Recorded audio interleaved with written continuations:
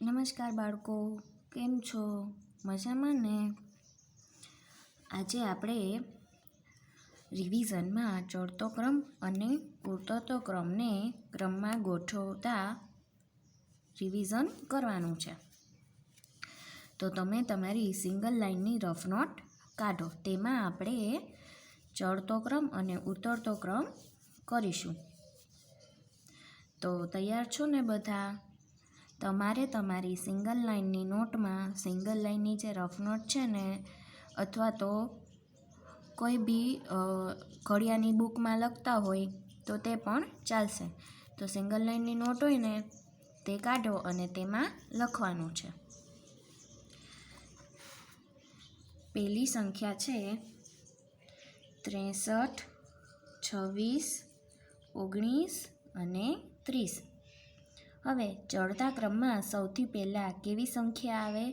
તો કે નાની. તો તમારે પહેલાં ફૂદડી કરીને સૂચના લખવાની છે. ચડતા ક્રમમાં ગોઠવો. એની બાજુમાં કાઉન્સ કરીને લખો નાની.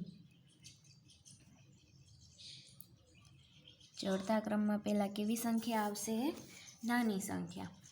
હવે જો પહેલી સંખ્યા મેં વાંચી, બરાબર છે. હવે એ 4 સંખ્યામાંથી સૌથી નાની સંખ્યા કઈ છે? તો કે 19. તો એ સંખ્યા પહેલાં આવશે. એકડે નવડે 19.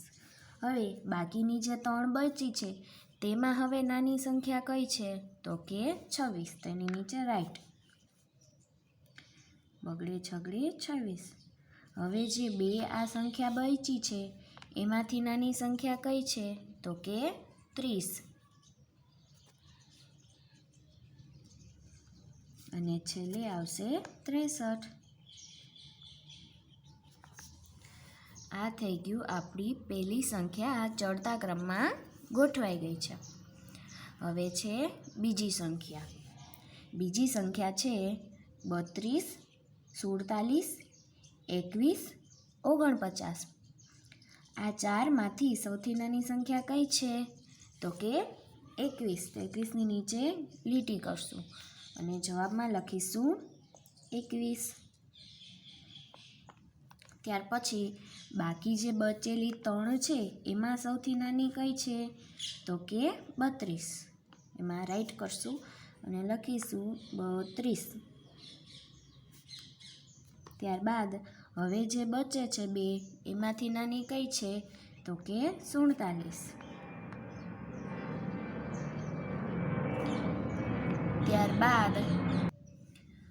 ત્યારબાદ આવશે છેલ્લી સંખ્યા 49.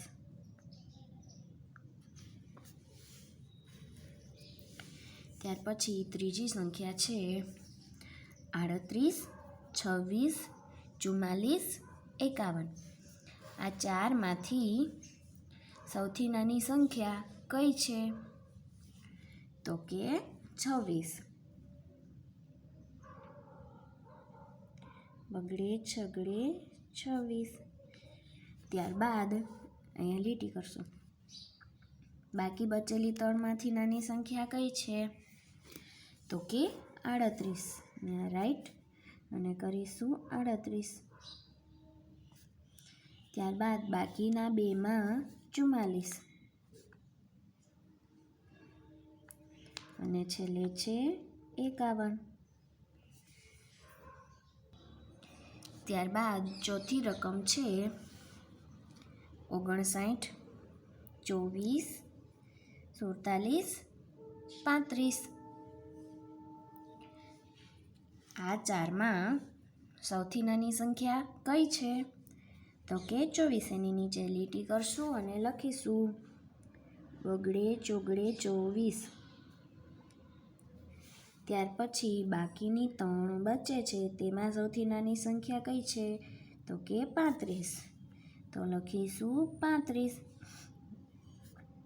ત્યારબાદ આ 2 સંખ્યામાંથી નાની સંખ્યા છે 47 અને છેલ્લે બચે છે 59.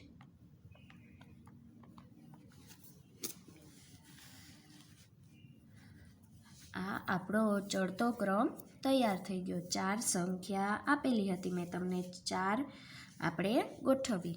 હવે આવશે ઉતરતા ક્રમમાં ગોઠવવાનું. ઉતરતા ક્રમમાં ગોઠવતા આપણે સૌથી પહેલાં કેવી સંખ્યા લેવાની છે? તો કે મોટી. ફૂદડી કરીને સૂચના લખો, ઉતરતા ક્રમમાં ગોઠવો અને ત્યારબાદ કાઉન્સ કરીને લખો કેવી સંખ્યા પહેલાં આવશે? તો કે મોટી. ચડતા ક્રમમાં નાની આવશે, ઉતરતા ક્રમમાં મોટી આવશે. હવે ચાલો જોઈએ. પહેલી સંખ્યા છે 15, 26, 31, 69. આ 4માંથી સૌથી મોટી સંખ્યા કઈ છે? તો કે 69. એની નીચે લીટી કરશું અને લખીશું. ત્યારબાદ બાકી બચેલી 3માં સૌથી મોટી સંખ્યા કઈ છે? તો કે 31. ત્યાં રાઈટ અને લખીશું 31. ત્યારબાદ આ બંનેમાં સૌથી મોટી સંખ્યા કઈ છે? તો કે 26. ત્યાં રાઈટ કરીશું અને લખીશું 26. અને છેલ્લે બચે છે 15. આ આપણે પહેલું ઉતરતો ક્રમ ગોઠવ્યો. હવે બીજી સંખ્યા છે 22, 39, 60, 45. આ 4માંથી કેવી સંખ્યા લેવાની છે આપણે? સૌથી મોટી. આ 4માંથી સૌથી મોટી સંખ્યા કઈ છે? તો કે 60. ત્યાં લીટી કરીશું ને લખીશું 60. ત્યારબાદ બાકી બચેલી 3માં મોટી સંખ્યા કઈ છે? તો કે 45. તો રાઈટ અને લખીશું 45. ત્યારબાદ આ બંને સંખ્યામાં મોટી સંખ્યા કઈ છે? તો કે 39. અહીં રાઈટ. ત્યારબાદ બાકી બચેલી 22. 2 બગડા 22. ત્યારબાદ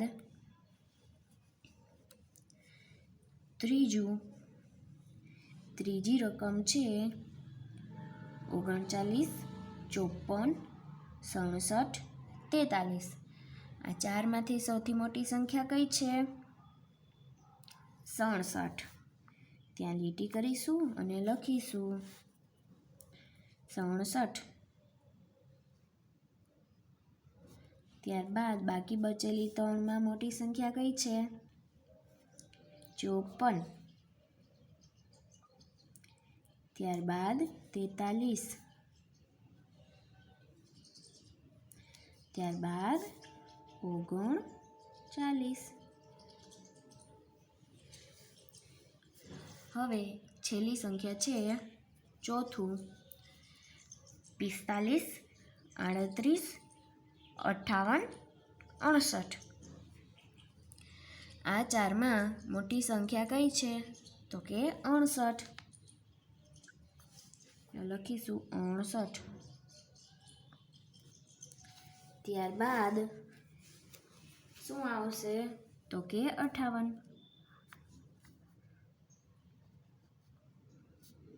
એના પછી આવશે 45.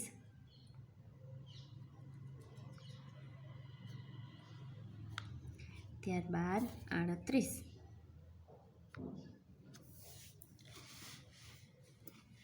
તો આ આપણે આજે જોયું ચડતા ક્રમમાં ગોઠવો અને ઉતરતા ક્રમમાં ગોઠવો. ખાસ વાત તો એ યાદ રાખવાની છે કે ચડતા ક્રમમાં હંમેશા શરૂઆત નાની સંખ્યાથી થાય છે. આમાં નાની સંખ્યા લેવાની અને ઉતરતા ક્રમમાં મોટી સંખ્યા લેવાની. આ વાત યાદ રાખવાની. આજના HWમાં તમારે ચડતા ઉતરતા ક્રમમાં ગોઠવવાનું છે. સંખ્યા તમારે તમારા મમ્મી પપ્પા અથવા તો મોટા ભાઈ બહેન હોય ને એમને કહેવાનું કે મને સંખ્યા લખી દે.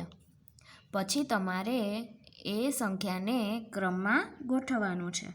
આ છે તમારું HW. મેં જે રીતે બંને પેજમાં અલગ અલગ રીતે કરેલું છે તે રીતે તમારે પણ બંને પેજમાં લખીને મને મોકલવાનું છે.